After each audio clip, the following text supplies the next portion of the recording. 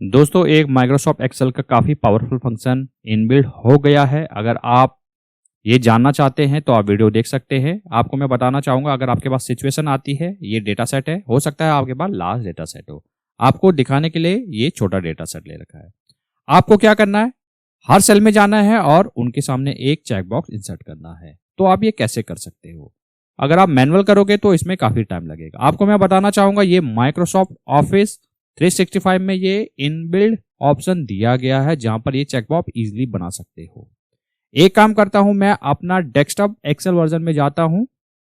ये देखिएगा मैं एक्सेल डेस्कटॉप वर्जन में आ गया हूं। अगर आपको यहां पर चेक बॉक्स इंसर्ट करना है तो आप कैसे करोगे? आप डेवलपर रिबन पे जाओगे।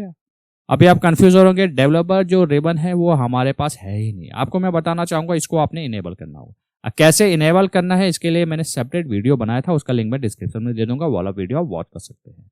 करेक्ट। आप ऐसे जाओगे, इंसर्ट पे जाओगे।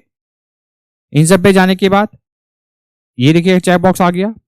ये कंट्रोल को लेना है और यहां पर आपने इसकी अलाइनमेंट एक काम करना है, आपने यहां पर इसको एडजस्ट करना है।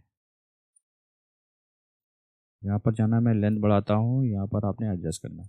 देन इसको कंट्रोल सी, यहां पर जाना है control we, control we, control we, और हर सेल में आपने इसको एडजस्ट करना है।